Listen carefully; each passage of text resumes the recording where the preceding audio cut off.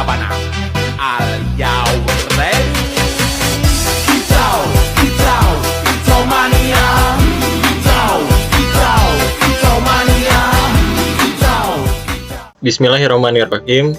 Assalamualaikum warahmatullahi wabarakatuh.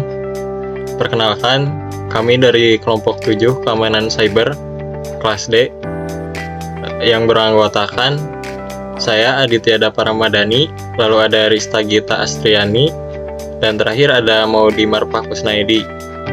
Nah, di sini kami akan menjelaskan tentang laporan investigasi forensik jaringan, yaitu analisis keamanan protokol HTTP versus HTTPS pada jaringan kredensial. Nah, untuk bahasan yang pertama, yaitu latar belakang, akan dijelaskan oleh rekan saya, yaitu Maudi. Silahkan. Baik, saya akan menjelaskan latar belakang masalahnya terlebih dahulu.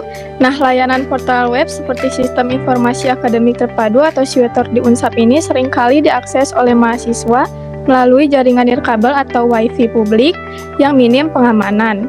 Nah, transmisi dan kredensial secara terbuka di jaringan publik ini sangat rentan terhadap serangan paket sniffing. Dan penggunaan Hypertext Transfer Protocol atau HTTP juga menjadi ancaman kritis karena protokol ini mendistribusikan payload dan parameter formulir dalam wujud teks biasa atau plain text. Akibatnya, peretas amatir dapat dengan mudah memanfaatkan network protokol analyzer seperti Wireshark untuk mengekstraksi informasi identitas kata sandi dan memicu kebocoran informasi identitas pribadi atau PII yang sangat fatal. Nah, ketiadaan enskripsi seperti SSL atau TLS ini juga membuka gerbang serangan man in the middle seperti ARP, spoofing yang mengkompromi integritas data sepenuhnya.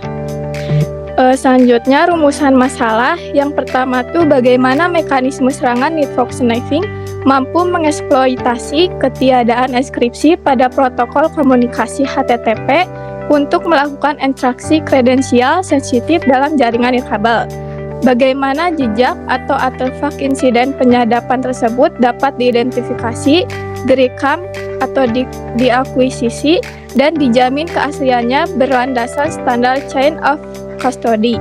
Selanjutnya, sejauh mana dampak dari serangan tersebut terhadap kerahasiaan data pribadi dan langkah mitigasi teknis apa yang harus direkomendasikan kepada administrator.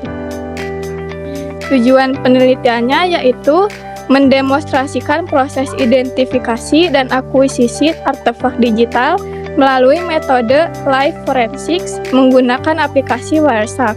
Selanjutnya, menganalisis file bukti mentah dan melakukan penyegelan autentikasi data menggunakan algoritma hashing MD5 dan SHA-256 untuk menjamin integritas bukti. Selanjutnya, merekonstruksi alur kronologi kejadian atau timeline analisis sejak korban mengirim formulir hingga penyerang berhasil mendapatkan plain text. Selanjutnya, menyusun matriks penilaian dampak resiko berdasarkan aspek kerahasiaan, integritas, ketersediaan, dan merancang standar operasional prosedur atau SOP mitigasinya. Selanjutnya, tinjauan pustaka dan konsep dasar. Yang pertama, metodologi forensik digital atau NIST SP800-86 panduan teknis internasional yang mencakup 4 fase presisi yaitu preparation, examination, analysis, dan reporting untuk penyitaan tanpa merusak validitas data. Yang kedua, packet sniffing, yaitu proses analitik yang menyalin setiap bingkai data atau frame yang lewat di medium jaringan menggunakan antarmuka mode Prometheus. Selanjutnya, serangan man in the middle, yaitu eskalasi penyusup yang tidak hanya memonitor paket, tetapi dapat menahan, merubah, dan memasukkan payload palsu. Selanjutnya, protokol SSL atau TLS ini mengenkapsulasi paket HTTP dengan kunci handshake atau asimetris sehingga penyadap hanya melihat karakter acak atau encrypted application data. Selanjutnya, metodologi dan fase investigasi. Yang pertama yaitu preparation atau persiapan lingkungan, mengonfigurasi wireless network adapter, perangkat penyerang ke dalam Prometheus mode, dan mensterilkan aplikasi Wireshark V464 agar siap menangkap pakai secara penuh.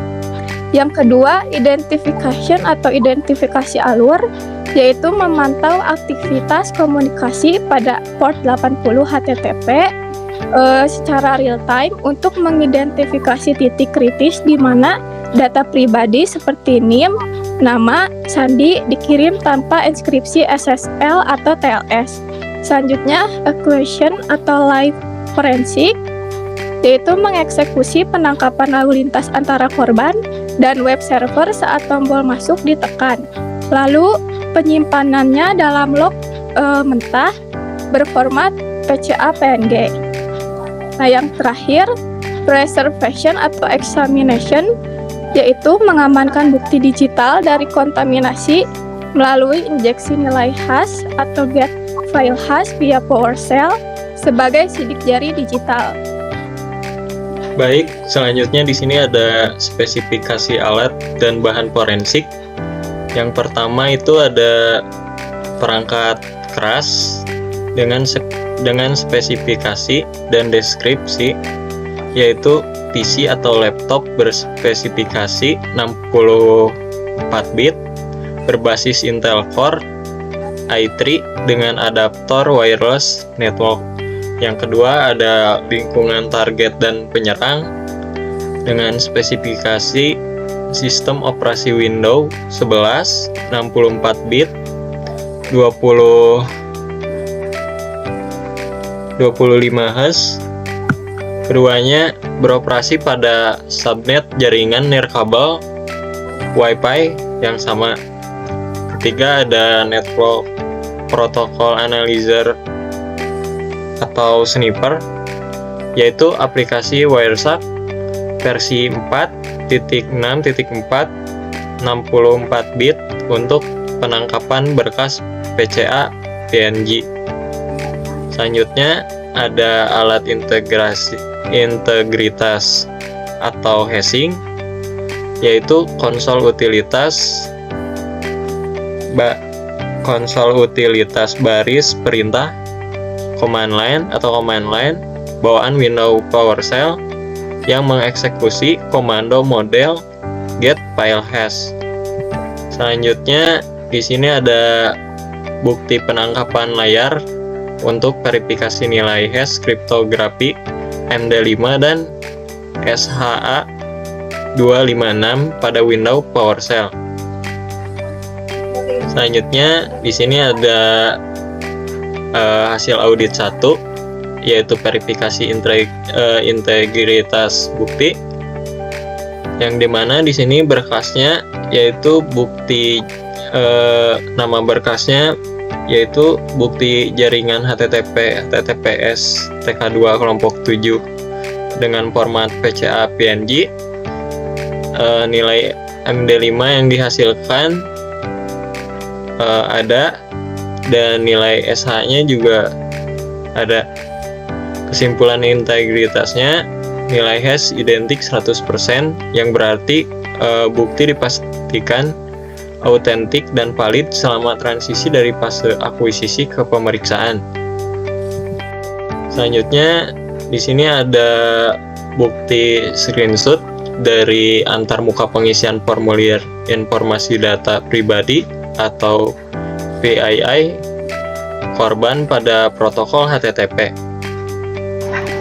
Selanjutnya di sini ada hasil audit 2 atau yaitu temuan artefak serangan. Yang pertama ada temuan target HTTP atau plain text exposure, yaitu ditemukan pengiriman formulir pesanan secara terbuka atau tidak aman pada port 80 dari IP source 192.168.100.0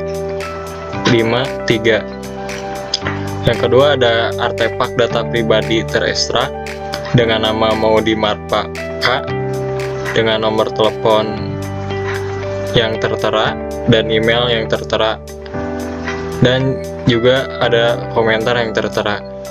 Untuk selanjutnya ada temuan percobaan login di Siuter, terekam percobaan masuk menggunakan NIM 25671086447 dengan balasan gagal tanpa mengekspos nama di portal HTTP tersebut. Temuan target HTTPS yaitu aman, berjalan di port 443, yaitu data aman tanpa kebocoran teks karena dibungkus enkripsi berlapis yang menjadi encrypted application data. Selanjutnya di sini ada bukti hasil isolasi paket menggunakan filter hijau yang bertuliskan http://request.method post.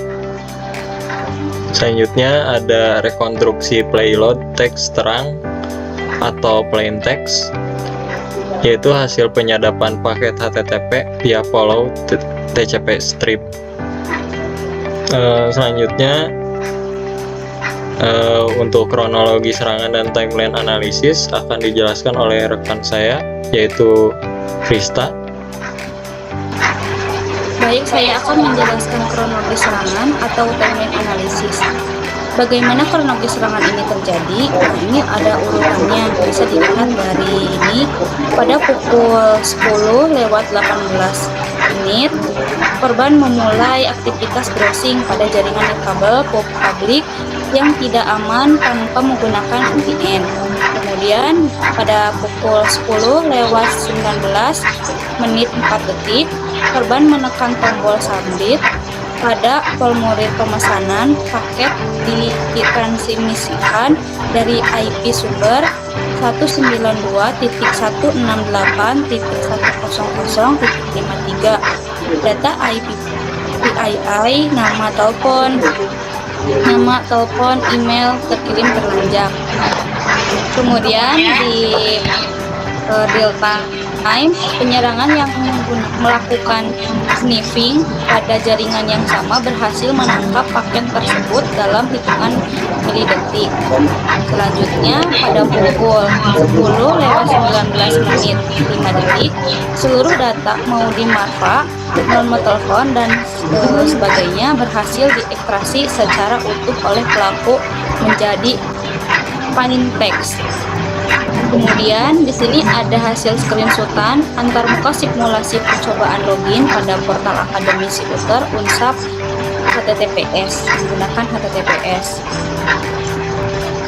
Kemudian di sini ada penilaian dampak risiko atau triad. Yang pertama ada confidentiality, kerahasiaan berada pada level kritis, terjadi eksploitasi penuh terhadap data pribadi pengguna sehingga berisiko pencurian identitas terbuka. Kedua ada keutuhan, berada di level sedang, data di transmisi HTTP tidak terkunci, memberikan peretas otoritas yang memadai untuk meluncurkan injeksi serangan man in the middle.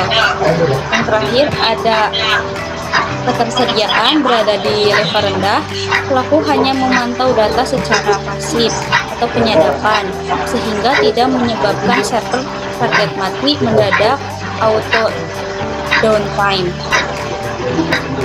Kemudian di sini ada hasil screenshotan hasil dari pemfilteran lalu lintas jaringan menggunakan parameter TLS pada WireShark, dan ada detail bukti enkapsulasi informasi terenkripsi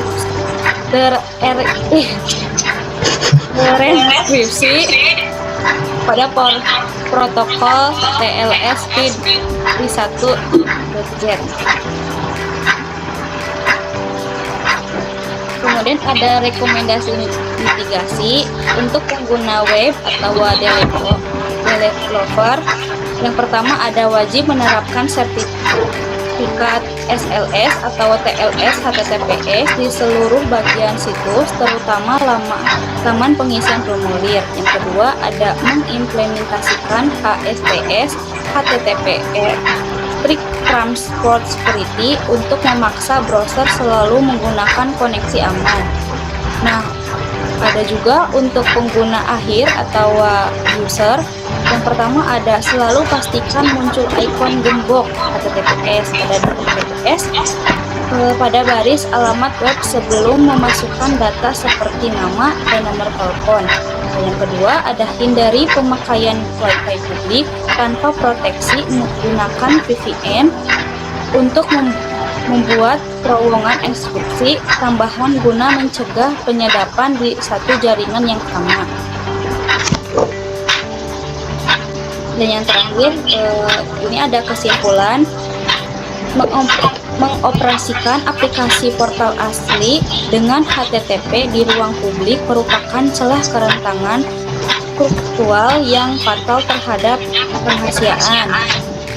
Yang pertama ada rekomendasi untuk pengembangan, wajib mengintegrasikan web server secara total ke sertifikat enkripsi TLS versi 1.3, yaitu mengadopsi protokol HSTS untuk memblokir penurunan sistem ke HTTP biasa. Yang kedua ada rekomendasi user atau pengguna kampus, mahasiswa diedukasi untuk selalu memverifikasi ikon gembok valid pada address bar peramban, yaitu wajib menggunakan fasilitas enkripsi tambahan dari koneksi virtual private network atau VPN ketika harus berselancar di internet publik. Mungkin itu saja yang bisa kelompok kami jelaskan terkait laporan investigasi forensik jaringan, yaitu analisis keamanan protokol HTTP versus HTTPS pada pengiriman kredensial. Kami ucapkan terima kasih. Wassalamualaikum warahmatullahi wabarakatuh.